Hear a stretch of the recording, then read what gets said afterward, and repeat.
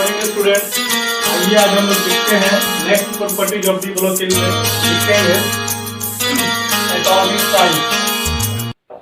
Atomic size या इसी को एटॉमिक रेडियस भी बोला जाता है, क्योंकि एटम क्या है, स्फेरिकल होता है। जब एटम स्फेरिकल होगा तो उसका जो साइज जो डिटरमाइन होगा उसके रेडियस के फॉर्म में, ठीक ना। जैसे कोई एटम है, ये सेंटर ऑफ न्यूक्लियस है, कोई भी एटम का कोई भी सर्कुलर पार्ट का, तो यहाँ से लेकर के यहाँ तक के डिस्टेंस को क्या बोलते हैं, रेडियस। तो कोई भी चीज कितना बड़ा है, कोई एटम जो है स्फेरिकल है, कोई भी स्फेरिकल बॉडी कितना बड़ा है या कितना छोटा है, ये डिटरमाइंड होता है उसके रेडियस से। जैसे मैं बोलूंगा अगर ये है तो ये इसका आर क्या है, रेडियस, इसको R1 बोल दिया। कोई इस तरह से है छोटा बॉडी और यहाँ पर सेंटर ऑफ न्यूक्लियस है, तो ये इसका R2 हो जाएगा। तो हम बोल सकते हैं कि दोनों में से कौन बड़ा है, तो बोलेंगे कि जिसका रेडियस बड़ा होगा वो क्या होगा, उसका साइज बड़ा होगा, ठीक है ना। इसका रेडियस क्या है, R1 जो है ग्रेटर देन क्या है, R2। ये क्या लिखे अब हम लोग, R2 लिखे हैं। तो हम लोग बोल सकते हैं कि R1 बड़ा है, इसलिए इस एटम का साइज क्या है, बड़ा है। तो कोई एटॉमिक साइज बोले या एटॉमिक रेडियस बोले, उससे कोई फर्क नहीं पड़ता, है ना। स्फेरिकल बॉडी है, चूंकि हम जानते हैं कि एटम क्या होता है, स्फेरिकल होता है, और कोई भी स्फेरिकल बॉडी का जो साइज होता है वो किसमें डिटरमाइन करते हैं, किससे डिटरमाइन करते हैं बाबू, रेडियस से। इसलिए कहीं कहीं लोग इसको एटॉमिक रेडियस भी बोलता है। कहता है पूरे देखिएगा, हम लोग पीरियोडिक टेबल में पढ़ चुके हैं, डिटेल पढ़ चुके हैं कि एटॉमिक साइज क्या होता है, किस किस फैक्टर पे डिपेंड करता है ना। ठीक उसी प्रकार से कहता है कि डी ब्लॉक एलिमेंट के भी अपना कुछ एटॉमिक साइज होता है, और कहता है कि डी ब्लॉक एलिमेंट का जो एटॉमिक साइज होता है वो रेगुलर नहीं होता, इरेगुलर ट्रेंड को फॉलो करता है। रेगुलर ट्रेंड क्या होता था एटॉमिक साइज का, रेगुलर जो ट्रेंड होता था, हम लोग बोलते थे कि ये अगर हमारा ग्रुप है और ये हमारा क्या है बाबू, पीरियड है, तो हम लोग बोलते थे कि जब पीरियड में हम लेफ्ट से राइट की तरफ हम लोग बढ़ते थे, लेफ्ट टू राइट जाते थे, तो कहता था कि एटॉमिक साइज, एटॉमिक रेडियस क्या करता था, डिक्रीज कर जाता था। ऐसा इसलिए होता था क्योंकि लेफ्ट टू राइट हम जाते थे, तो कहता है कि जेड इफेक्टिव जो होता था, जेड इफेक्टिव जो होता था वो क्या करता था, इंक्रीज करता था। जेड इफेक्टिव क्या है, इफेक्टिव न्यूक्लियर चार्ज, जिसको हम लोग बोलते हैं कि जैसे जैसे जैसे मान लो कि यह हमारा फर्स्ट पीरियड है, इधर मेरा सेकेंड पीरियड है, इधर मेरा थर्ड पीरियड है, ये मेरा फोर्थ पीरियड है। तो मान लो कि पीरियड में हम लोग जाएंगे, पीरियड के लोग जाएंगे, तो अगर मान लो कि ये फोर्थ पीरियड का अगर एलिमेंट है, तो फोर्थ पीरियड है, इसका मतलब कि आउटर मोस्ट ऑर्बिट का प्रिंसिपल क्वांटम नंबर क्या है, सेम है। तो सबके डी, चाहे वो एलिमेंट यहाँ पर हो, चाहे वो एलिमेंट यहाँ पर हो, चाहे वो एलिमेंट यहाँ पर हो, चाहे वो एलिमेंट यहाँ पर हो, अगर हम लेफ्ट टू राइट पीरियड में जाते हैं तो भैया उसका आउटर मोस्ट ऑर्बिट का जो प्रिंसिपल क्वांटम नंबर है वो क्या रहेगा, सेम रहता है, हमको पता है। तो ये हमारा मान लो कि सेंटर में क्या है, न्यूक्लियस है, न्यूक्लियस है, इसके अंदर में क्या रहता है, प्रोटॉन रहता है और न्यूट्रॉन रहता है, और आउटर मोस्ट ऑर्बिट में क्या रहता है, इलेक्ट्रॉन रहता है। तो इनके बीच का यदि डिस्टेंस, दोनों का बीच डिस्टेंस अगर क्या हो जाए, सेम हो जाए, क्यों भैया, क्योंकि पीरियड के लोग जो भी होता है उसका सारा का सारा पीरियड नंबर क्या होगा, सेम होगा। कोई भी एलिमेंट हो इस पीरियड के लोग, अगर फोर्थ पीरियड के लोग है, थर्ड पीरियड के लोग, जितने भी सारे एलिमेंट है, उनके आउटर मोस्ट ऑर्बिट के प्रिंसिपल क्वांटम नंबर का वैल्यू क्या होगा, सेम होगा। यानी कि सेंटर ऑफ न्यूक्लियस लेकर के आउटर मोस्ट ऑर्बिट के डिस्टेंस क्या होंगे, सेम। अब न्यूक्लियस के अंदर क्या प्रेजेंट है, प्रोटॉन, आउटर मोस्ट के क्या प्रेजेंट है, इलेक्ट्रॉन। ये माइनस या प्लस दोनों के बीच का डिस्टेंस अगर कांस्टेंट हो जाए तो हम लोग बोलते हैं कि दोनों के बीच में क्या होगा, फोर्स ऑफ अट्रैक्शन जो होगा वो डिपेंड करेगा मैग्नीट्यूड ऑफ चार्ज पर। आउटर मोस्ट ऑर्बिट में तो भाई दो ही इलेक्ट्रॉन होगा, ns और n-1 d होता था, ns 1 से 2, एक कितना होता है 1 से लेकर के 10 तक n-1 d में। तो ये आउटर मोस्ट ऑर्बिट में क्या है, अगर कॉपर और क्रोमियम को छोड़ दिया जाए तो बाकी सब में s ऑर्बिटल क्या रहता था, 2 रहता था। तो यहाँ तो आउटर मोस्ट ऑर्बिट में फुलफिल्ड इलेक्ट्रॉन है। तो न्यूक्लियस जो है इसके अंदर जैसे जैसे बढ़ोगे तो एटॉमिक नंबर भी तो बढ़ता जाएगा। जैसे मान लो कि यहाँ पर स्कैंडियम है, टिटानियम है, वेनेडियम है, क्रोमियम है, तो यहाँ पर 21 प्रोटॉन, यहाँ पर 22 प्रोटॉन, यहाँ पर 23 प्रोटॉन, यहाँ पर 24 प्रोटॉन। तो जैसे जैसे लेफ्ट टू राइट जाएंगे न्यूक्लियस के अंदर प्रोटॉन की संख्या बढ़ती जाएगी, प्रोटॉन की संख्या बढ़ रहा है, इसका मतलब कि न्यूक्लियस का चार्ज क्या कर रहा है, बढ़ रहा है। तो जितना ज्यादा पॉजिटिव चार्ज होते जाएगा उतना ज्यादा इस इलेक्ट्रॉन पर फोर्स ऑफ अट्रैक्शन अपनी तरफ करते जाएगा। यही पढ़े थे। तो इसी को हम लोग बोलते थे कि इसके अंदर कितना, इस इलेक्ट्रॉन के रिस्पेक्ट में कितना इस पर जो चार्ज बढ़ा, उसी को हम लोग बोलते थे इफेक्टिव न्यूक्लियर चार्ज। और इफेक्टिव न्यूक्लियर चार्ज का मतलब होता है कि हम लोगों ने फाइनली कितना फोर्स ऑफ अट्रैक्शन क्रिएट करता है आउटर मोस्ट ऑर्बिट के इलेक्ट्रॉन पे। तो ये होता था मेन रीजन कि लेफ्ट टू राइट सर जाते थे, इफेक्टिव न्यूक्लियर चार्ज इंक्रीज करता था, आउटर मोस्ट ऑर्बिट में जो इलेक्ट्रॉन प्रेजेंट रहते थे वो न्यूक्लियस के प्रति काफी अट्रैक्शन फील करते थे और फाइनली साइज क्या करता था, डिक्रीज हो जाता था। ये हम लोग पढ़ चुके थे 11th क्लासेज में पढ़ लिए थे, है ना। एक चीज और भी पढ़ा था, स्क्रीनिंग इफेक्ट होता था। जैसे मान लो कि ये हमारे पास क्या है, एनएस है, ये मेरा न्यूक्लियस है और ये एन माइनस क्या है, 1d इलेक्ट्रॉन है। तो इसमें मान लो कि 2 इलेक्ट्रॉन है। अब इसमें जैसे जैसे इलेक्ट्रॉन, जैसे देखो वो मैंने बोला था कि मान लो कि यहाँ पर इलेक्ट्रॉन है और ये न्यूक्लियस है, तो न्यूक्लियस हमेशा आउटर मोस्ट ऑर्बिट पर क्या करेगा, ये जो इसका जो न्यूक्लियस का जो फोर्स है, यानी कि जो न्यूक्लियस में जो प्रोटॉन प्रेजेंट है जिस पर पॉजिटिव चार्ज है, वो हमेशा आउटर मोस्ट ऑर्बिट के इलेक्ट्रॉन पर क्या करेगा, electrostatic force of attraction create करेगा। अब मान लो कि ये न्यूक्लियस है, अब इस आउटर मोस्ट ऑर्बिट में जितना इलेक्ट्रॉन है उसके रिस्पेक्ट में इसमें प्रोटॉन की संख्या ज्यादा है न्यूक्लियस के अंदर। भैया एटॉमिक नंबर बराबर क्या होता था, एटॉमिक नंबर बराबर प्रोटॉन की संख्या कितना होता है, बराबर प्रोटॉन की संख्या होता था। तो मान लो कि एटॉमिक नंबर बढ़ते जाएगा मतलब प्रोटॉन की संख्या भी क्या करेगा, बढ़ते जाएगा। लेकिन आउटर मोस्ट ऑर्बिट में इलेक्ट्रॉन की संख्या क्या है, फिक्स है। तो जब सिचुएशन ऐसा होता था तो हम लोग ये भरने के बाद फिर n-1d में इलेक्ट्रॉन जाता था। जब n-1d में इलेक्ट्रॉन जैसे जैसे बढ़ते जाएगा तो ये इलेक्ट्रॉन न्यूक्लियस जो इसको खींचता था अपने तरफ, इस इलेक्ट्रॉन को न्यूक्लियस, ये धीरे धीरे जब बढ़ते जाएगा तो क्या होगा कि ये इलेक्ट्रॉन आने की कोशिश करेगा, लेकिन ये इलेक्ट्रॉन क्या करता है, इसको रिपेल करता है। ये भी इलेक्ट्रॉन पे नेगेटिव चार्ज, यहाँ पर इलेक्ट्रॉन पे भी नेगेटिव चार्ज, सिमिलर चार्ज के बीच में रिपल्सन, अपोजिट चार्ज के बीच में क्या होता था, अट्रैक्शन होता था। तो कहता है कि आउटर मोस्ट ऑर्बिट के इलेक्ट्रॉन पे जो इनर ऑर्बिट के इलेक्ट्रॉन के द्वारा जो फोर्स ऑफ रिपल्सन क्रिएट किया जाएगा, उसी फोर्स ऑफ रिपल्सन को स्क्रीनिंग फोर्स बोलते थे। क्या बोलते थे, स्क्रीनिंग फोर्स बोलते थे, या इसी को स्क्रीनिंग इफेक्ट बोला जाता था, है ना। तो डी ब्लॉक के केस में भी यही चीज होने वाला है ना, कि कहता है कि जो नॉर्मल ट्रेंड होता है जो पीरियोडिक टेबल में एटॉमिक साइज इंक्रीज करने का या डिक्रीज करने का, कि सर पीरियड में जब हम लेफ्ट से राइट जाते हैं तो एटॉमिक साइज डिक्रीज करता था, ऐसा इसलिए क्योंकि इफेक्टिव न्यूक्लियर चार्ज इंक्रीज कर जाता था, है ना। ये नॉर्मल ट्रेंड है सारे एलिमेंट के लिए। लेकिन डी ब्लॉक के केस में ऐसा नहीं होता है, वो हमेशा क्या करता है कि इरेगुलर ट्रेंड को फॉलो करता है। इरेगुलर ट्रेंड फॉलो करने का मतलब है कहीं पर एटॉमिक साइज इंक्रीज करेगा, कहीं पर आपको बिल्कुल सेम हो जाएगा, और कहीं पर क्या हो जाएगा कि साइज अचानक बढ़ जाता है। और ऐसा इसलिए होता है दो वजहों की वजह से, कि कभी कभी क्या होता है कि इफेक्टिव न्यूक्लियर चार्ज जो होता है कभी ज्यादा हो जाता है, कभी इफेक्टिव न्यूक्लियर चार्ज कम हो जाता है, और कभी इफेक्टिव न्यूक्लियर चार्ज बढ़ जाता है। ये डिपेंड करता है कि n-1d में इलेक्ट्रॉन की संख्या कितना बढ़ रहा है और कितना घट रहा है। आगे बात समझ में कोई दिक्कत नहीं है, तो लिख लेंगे यहाँ पर कि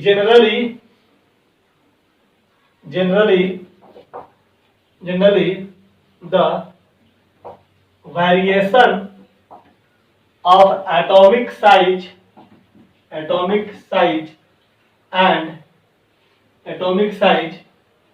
of element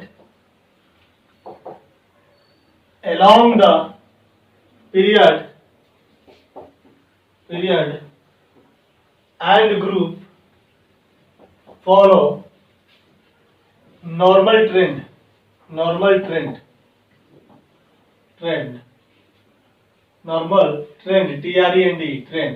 that is यहाँ पे ऐसे कि that is along the period, यहाँ पर कंटिन्यू लिखिएगा, है ना, that is करके, और यहाँ से ऐसे कर दीजिएगा और लिखिएगा यहाँ पर इस तरह से हाइपन देंगे कि along the period period, moving from left to right, atomic size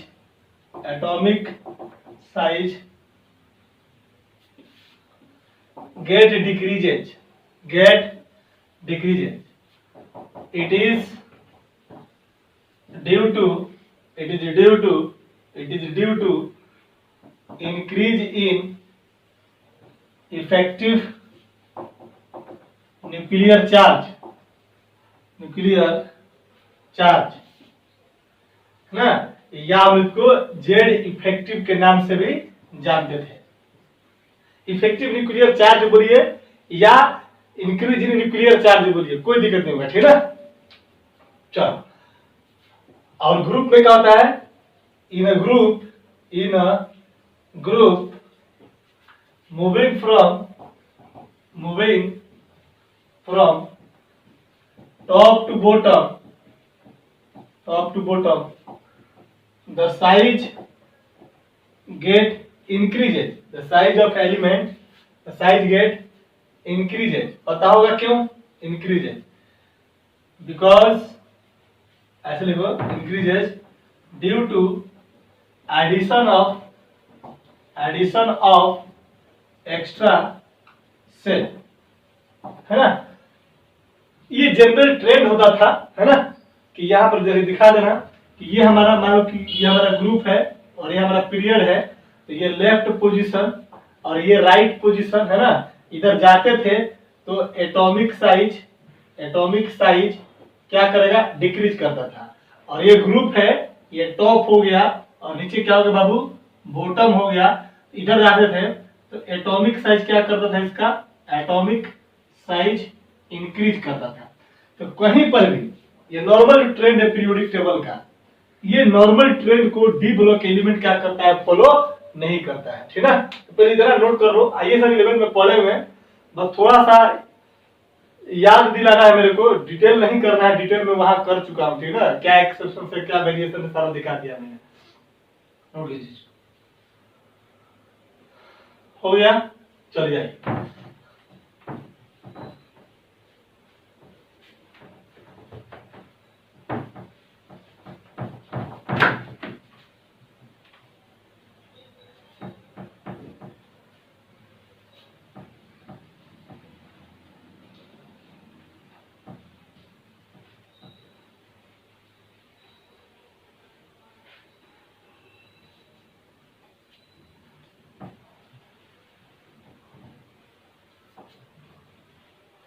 लिखेंगे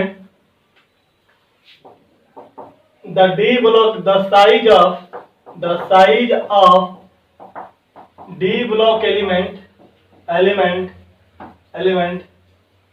so irregular मतलब अनियमित,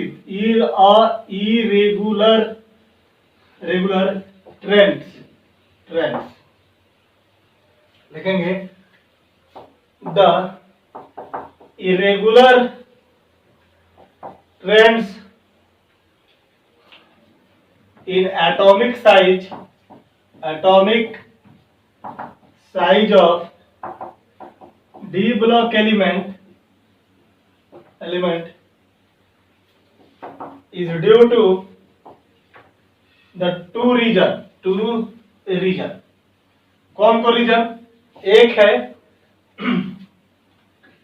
इफेक्टिव न्यूक्लियर चार्ज, बी में लिखेगा स्क्रीनिंग इफेक्ट। अब स्क्रीनिंग इफेक्ट क्या है, सारा चीज मैंने बता दिया था। ये मान लो कि न्यूक्लियस है, ये ऑर्बिट, और ये मैंने मान लिया आउटर मोस्ट ऑर्बिट, तो ये आउटर मोस्ट ऑर्बिट में भी इलेक्ट्रॉन प्रेजेंट है। मान लो, इसको समझाने के लिए मैं भी बोल रहा हूं, मैं सारा चीज लिखवा दिया है मैंने, 11th में समझा दिया अच्छे से, ठीक है।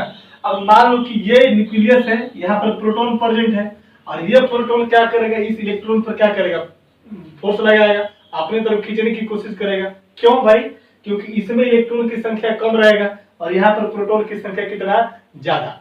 कोई दिक्कत नहीं है। अगर कोई बंदा बोले कि सर अगर कोई एटम ए है और इस पर कोई चार्ज प्रेजेंट नहीं है, तो आप बोलोगे कि सर जितना इलेक्ट्रॉन होगा उतना ही प्रोटॉन भी होगा। बिल्कुल बात है भाई।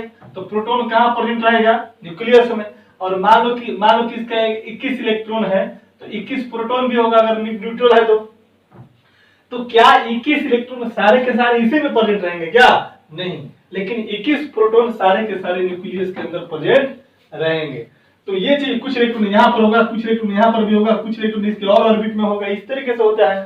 तो होता क्या है कि आउटर मोस्ट ऑर्बिट में जो इलेक्ट्रॉन है और ये न्यूक्लियस इस पर फोर्स ऑफ अट्रैक्शन अपना लगा रहा है। क्यों भाई?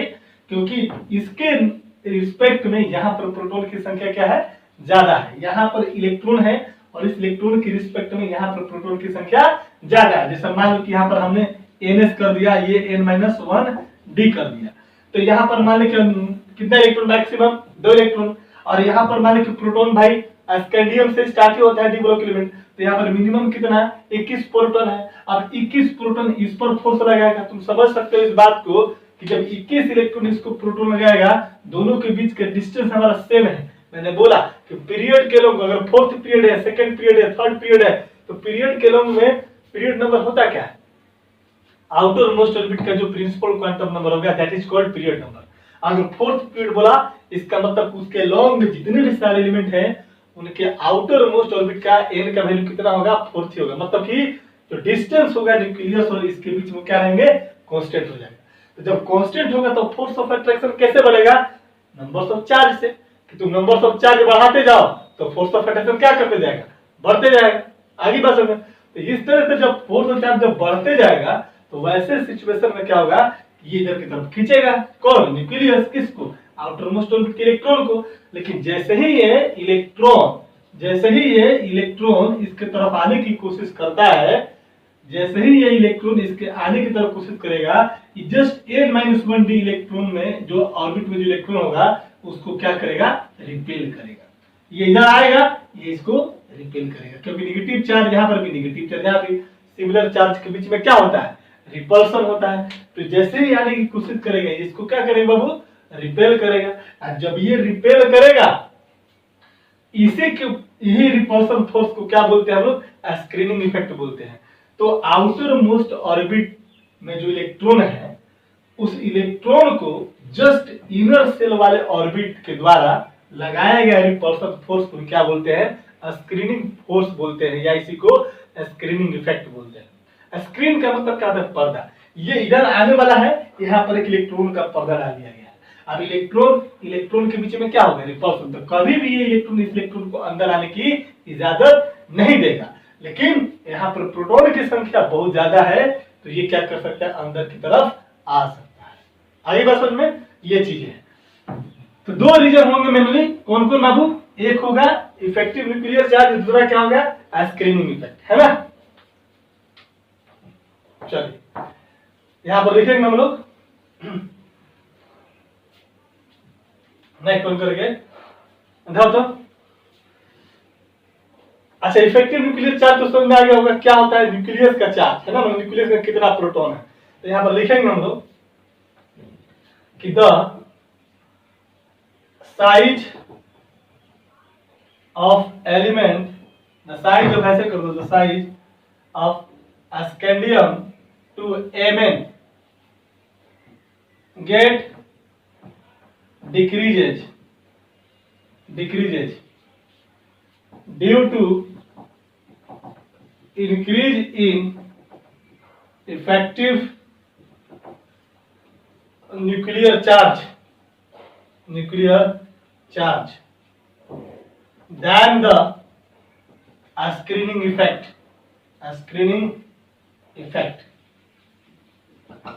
याद रखना, मैं यहाँ पर लिख देता हूं बगल में। यहां पर आपके पास क्या होता है कि D5 इलेक्ट्रॉन तक, अगर D सबसेल में कितना हो? 5 गो अनपेयर्ड इलेक्ट्रॉन, यानी D5 मैंने हाफ फील्ड ऑर्बिटल हो, वहां तक क्या करता है कि इफेक्टिव न्यूक्लियर जो चार्ज होता है क्या करता है? ज्यादा होता है। किसके रिस्पेक्ट में? स्क्रीनिंग इफेक्ट के केस में।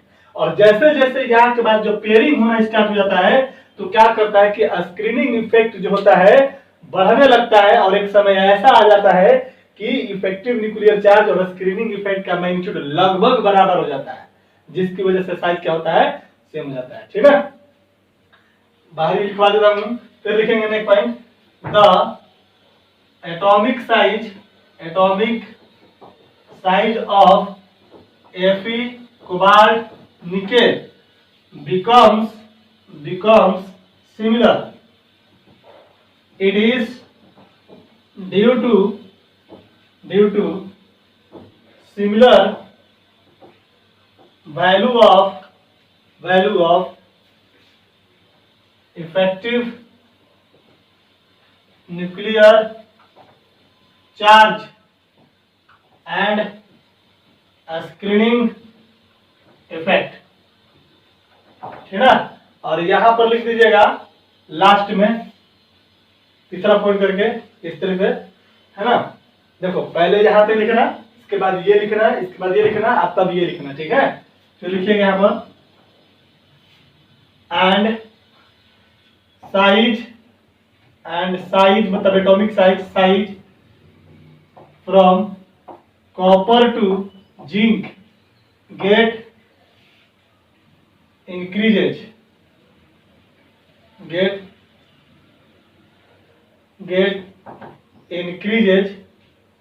due to more value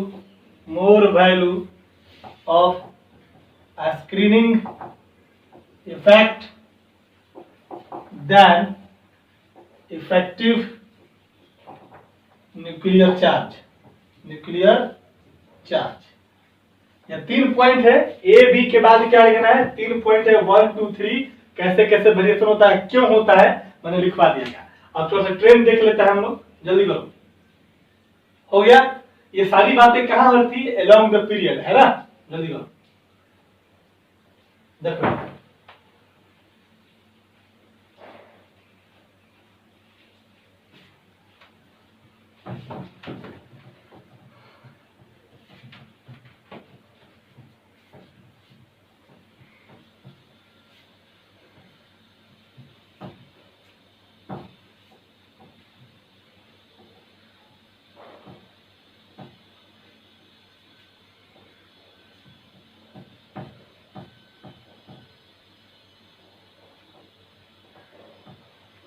देखो हम लोग 3D सीरीज की बात करेंगे। क्या करेंगे, 3D सीरीज की, है ना।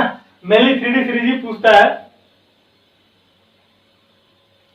मेनली आपको 3D सीरीज ही पूछता है। देखो 3D सीरीज में क्या था, scandium, titanium, vanadium, chromium, manganese, Fe, cobalt, nickel, copper और क्या था बाबू, जिंक था, है ना।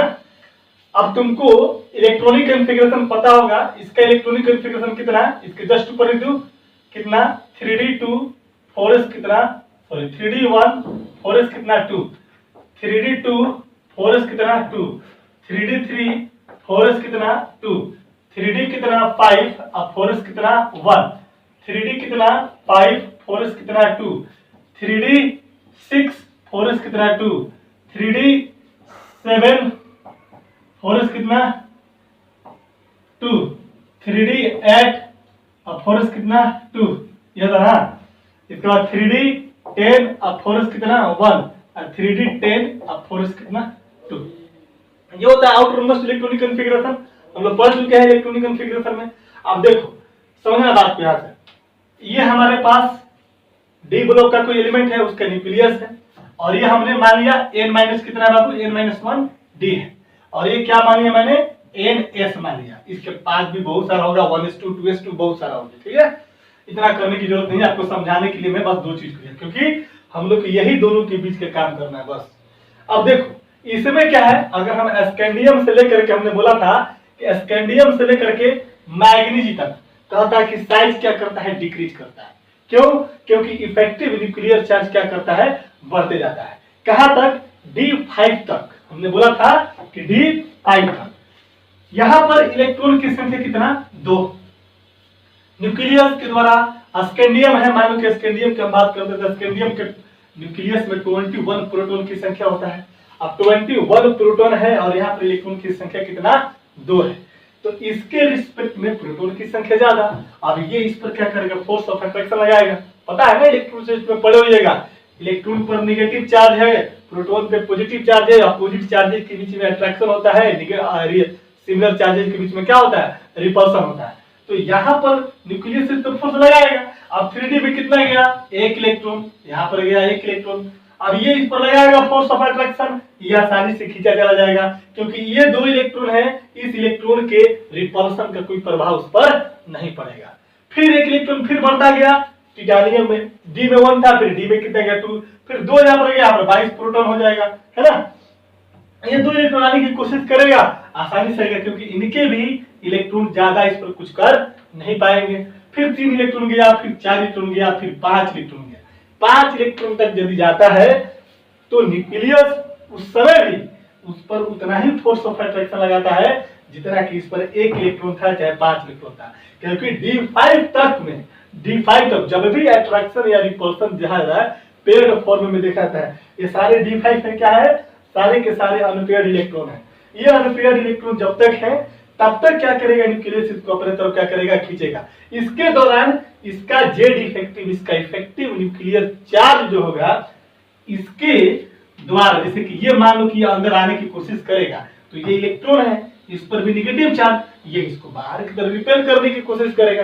सिमिलर चार्ज के बीच में क्या होता है, रिपल्शन। तो जब तक यहाँ पर हाफ ऑर्बिटल है, हाफ फुलफिल्ड ऑर्बिटल है, D5 है, तब तक ये आने की कोशिश करेगा और ये रिपल्सन फोर्स लगाएगा भी, लेकिन इसके रिपल्सन की वजह से इसके आगे जाने पर कोई प्रभाव पड़ने वाला नहीं है। प्रभाव पड़ेगा लेकिन बहुत ज्यादा प्रभाव नहीं पड़ेगा। ओवरऑल क्या करेगा, ये इसके तरफ न्यूक्लियस के प्रति अट्रैक्शन शो करेगा। लेकिन जैसे ही मैरिज के बाद Fe की तरफ बढ़ता है तो कहता है कि यहाँ पर पेयरिंग ऑफ इलेक्ट्रॉन होना स्टार्ट हो जाता है।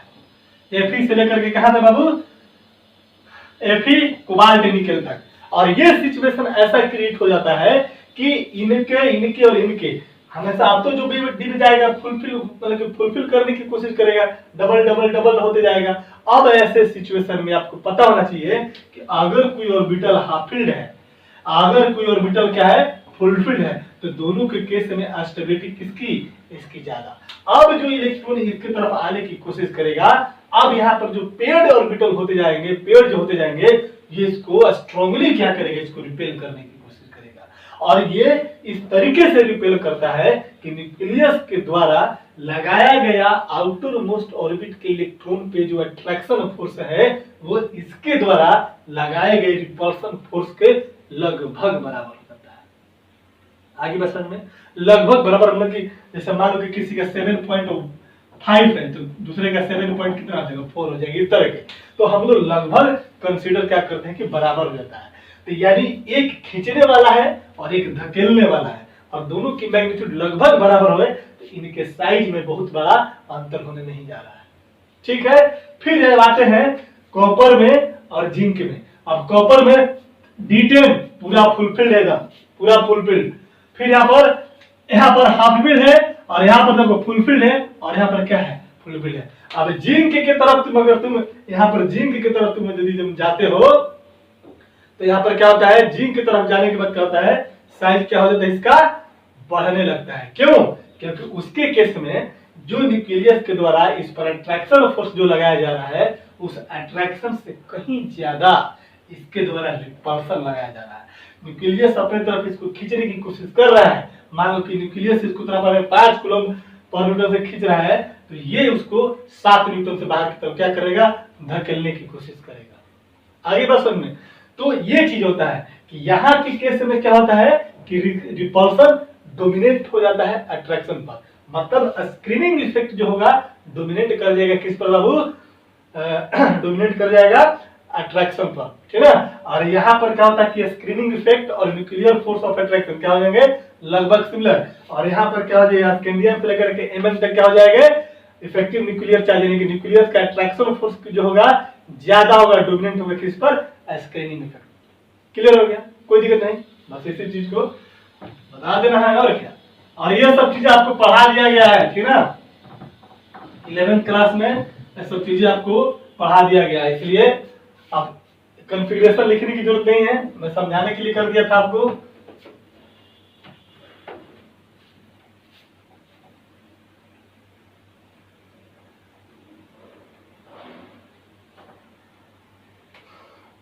Fe, कोबाल्ट, निकल, कॉपर कितना जिंक। यहाँ से लिखे ना स्कैंडियम से लेकर के मैग्नीज तक देखिएगा। Atomic size decreases due to greater value of Z effective, लिख दे रहा हूं Z effective, then screening effect, that is Z effective जो होगा ये ग्रेटर देन क्या होगा बाबू, स्क्रीनिंग इफेक्ट। ठीक है, इस तरीके से। ठीक है, Fe कोबाल्ट निकल यहां से लेकर के यहां तक लिखेगा। एटॉमिक साइज अप्रोक्स, एग्जैक्ट नहीं, अप्रोक्स सिमिलर होता है। क्यों भैया, जेड इफेक्टिव जो होगा, जेड इफेक्टिव क्या मतलब effective nuclear charge, periodic table में पढ़ कर देख लीजिएगा, ठीक है ना। जेड इफेक्टिव क्या होगा, लगभग बराबर होता है स्क्रीनिंग इफेक्ट के। और यहां से लेकर के यहां तक क्या होता है, एटॉमिक साइज इंक्रीज कर जाता है। ऐसे बता दीजिए, इंक्रीज ड्यू टू क्या, कौन सा रीजन हो जाएगा बताओ, ड्यू टू स्क्रीनिंग इफेक्ट जो होगा क्या हो जाएगा, ग्रेटर देन कितना हो जाएगा, जेड इफेक्टिव। आगे बसल में रिपल्सन होगा तो साइज बढ़ेगा, अट्रैक्शन होगा तो साइज कम हो जाएगा। ठीक है ना, इस ट्रेंड को याद रखिएगा, नोट करिए। होगा, रीजन के साथ लिखवा दिया गया है।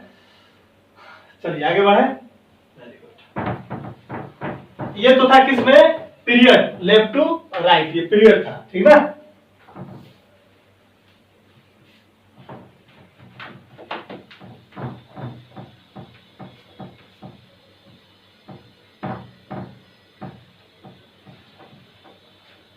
लिखेंगे इसे में along the group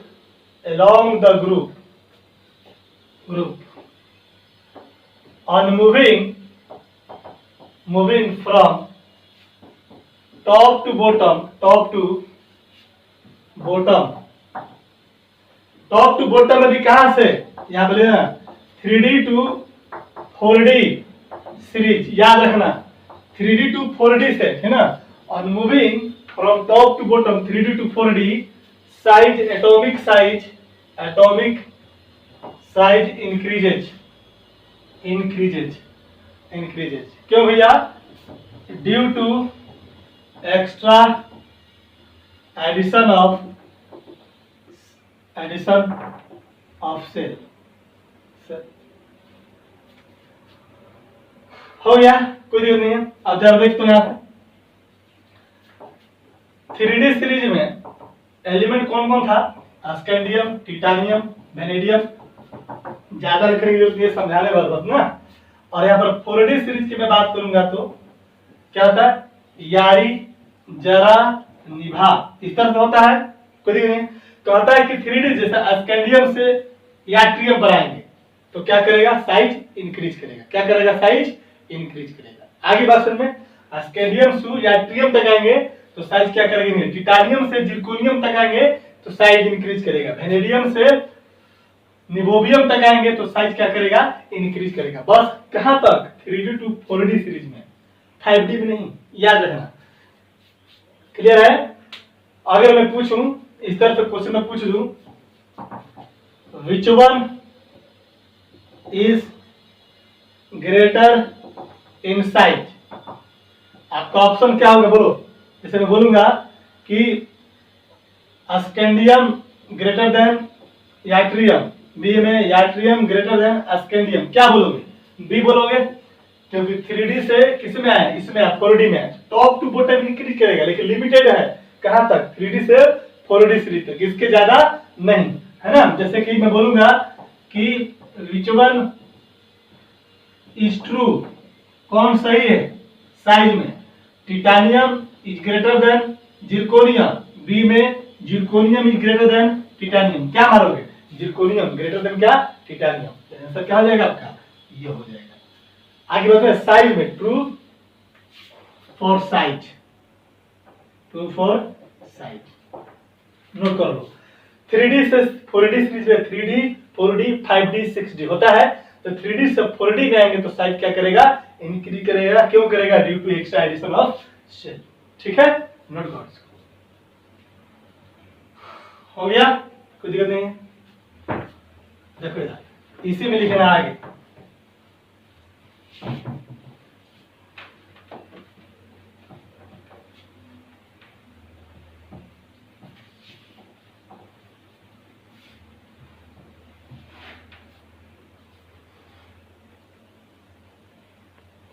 देखो इधर इसी में लिखना है, along the group में ही है।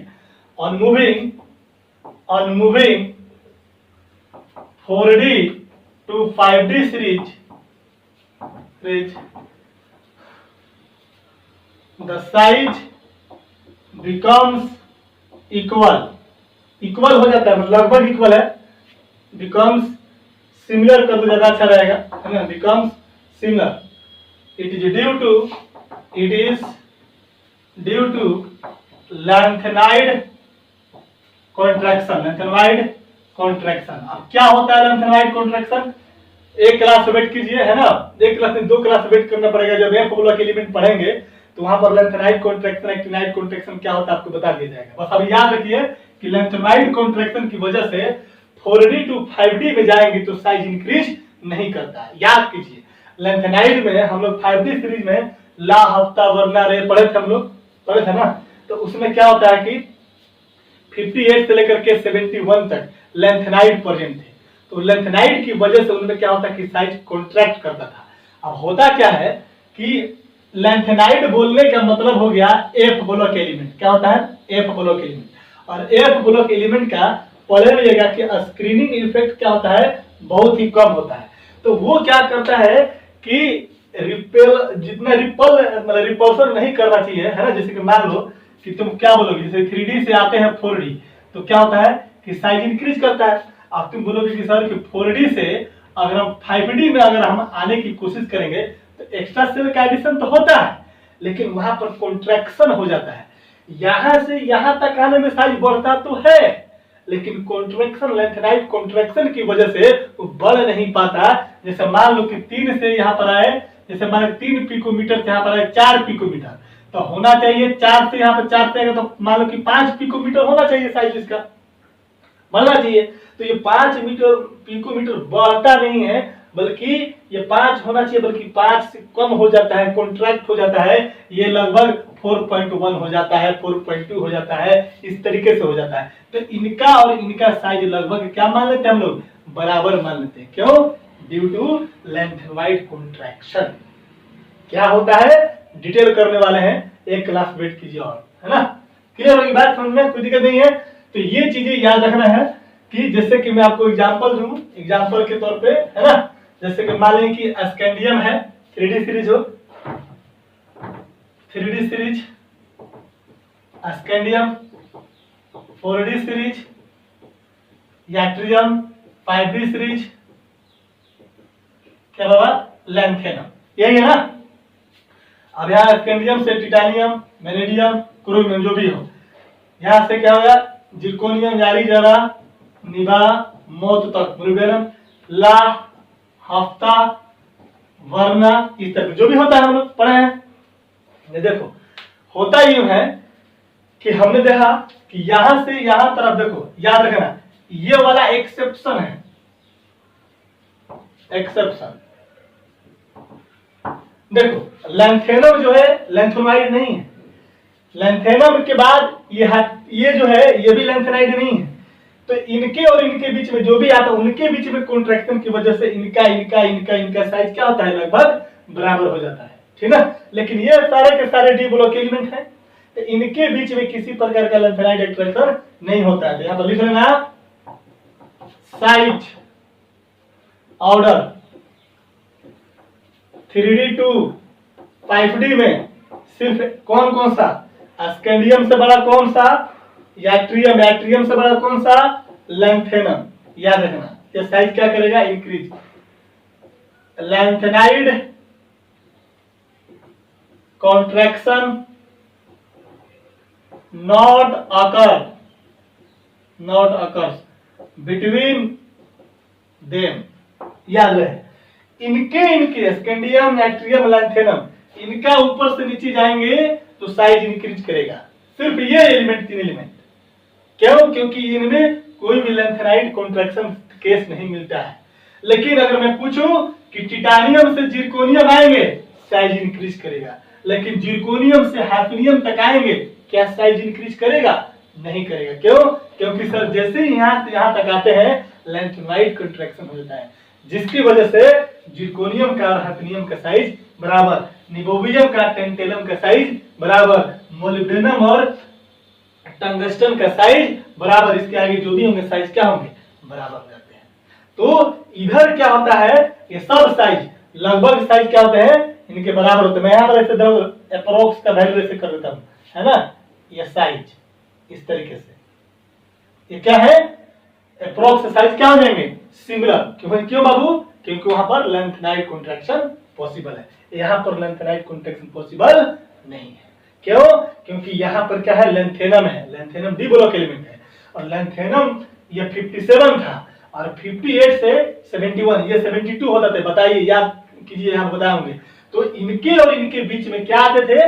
लेंथेनाइड एलिमेंट आते थे, एफ ब्लॉक के एलिमेंट आते थे, जो कि एफ ब्लॉक एलिमेंट का स्क्रीनिंग इफेक्ट क्या होता है? बहुत कम होता है।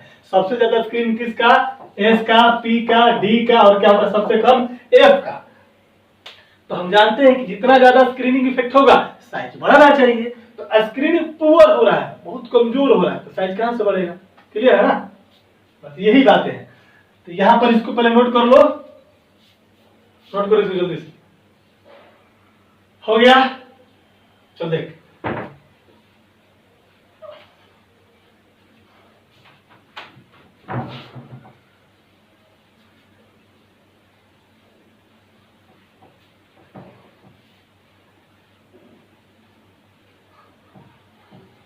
चलिए इसी वजह तो हमने क्या क्या देखा? Size of Z are equal to, ऐसे बोलते हैं इक्वल है, लगभग इक्वल होता है, इक्वल टू हैफनियम, है ना, जिरकोनियम हो गया। इसके बाद क्या था बोलो तो? यारी जरा निभा, है ना, निबोबियम से लेकर क्या था? ला हफ्ता टेंटेलम हो गया। मोलिब्डेनम साइज लगभग क्या हो जाएगा? हो ना, टंगस्टन हो जाए ना। इस तरह से जेडर का साइज लगभग एचएफ होता है, निबोबियम का साइज लगभग बराबर इसके होता है, टेंटेलम होता है। ये तुम्हारा 3D हो गया, और ये सॉरी ये हो गया तेरा 4D, और ये क्या हो गया तेरा 5D सीरीज होता है। तो इनके साइज लगभग, अब जो भी हो गया नीचे सबकी बात कर रहा हूँ, ठीक ना, सिर्फ एक को छोड़ करके जो लिखवाया था। और ये ऐसा क्यों होता है बाबू? इट इज साइज सिमिलर लिख देता हूं, size similar due to lanthanide contraction. अब क्वेश्चन तरह से पूछ लूंगा इस तरीके से कि the atomic size of ZR is equal to size of A में, HF B में, टंटेलम C में, टंगस्टन क्या मारेंगे बताओ? तुम बोलेगा HF। अब जो जिसके करस्पॉन्डिंग है उसी की बात होगी, ठीक ना। अभी अब मानो कि ये जेडर है, जस्ट ये HF होगा, जस्ट उसके नीचे वाली कहानी होगी, ठीक ना। ये नहीं कि ये है तो हम इसका साइज इसका कंपैरिजन करें, नहीं। तो कहेगा कि the atomic size of zirconium is equal to size of, किसका मारेंगे? HF। कोई बोलेगा क्यों? तो क्या रीजन देंगे? Due to lanthanide contraction. जैसे यहाँ पर क्वेश्चन बना लो, यहाँ पर y ऐसे लिखो, the size of ZR is equal to HF due to, option में क्या मारिएगा? लेंथेनवाइड कॉन्ट्रैक्शन। आगे बात समझ में, कोई दिक्कत नहीं है, नोट करो।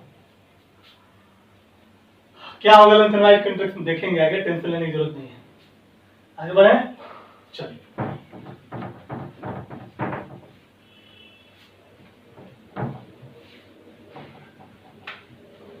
अब देखो, अब साइज, अब कहीं कहीं बोल देता है आयनिक साइज, पीरियोडिक टेबल में पढ़िएगा सब पता चल जाएगा, है ना।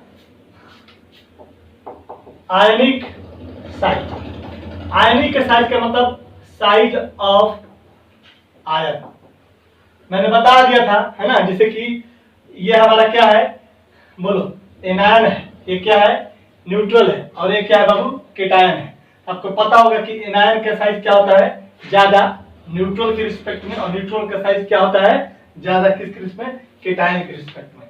जब पढ़ चुके हैं आप लोग वीडियो में, दिस इज एनायन, न्यूट्रल, और ये क्या होता है, केटायन होता है ना।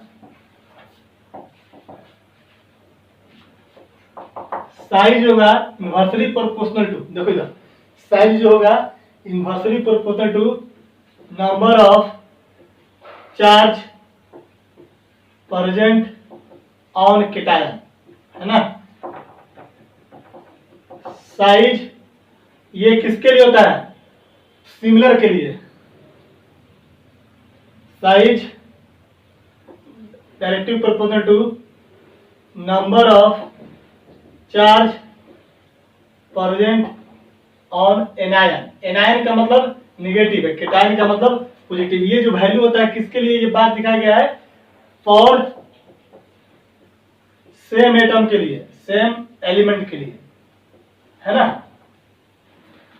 जल्दी करो, हो गया। देखो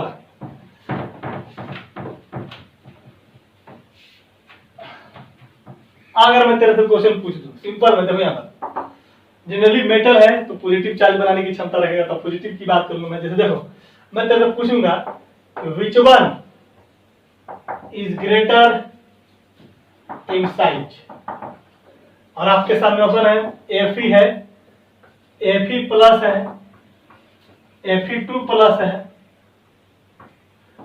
और Fe3 प्लस है। मैं बोलूंगा किसका साइज सबसे ज्यादा होगा, तो आप क्या बोलोगे बताओ।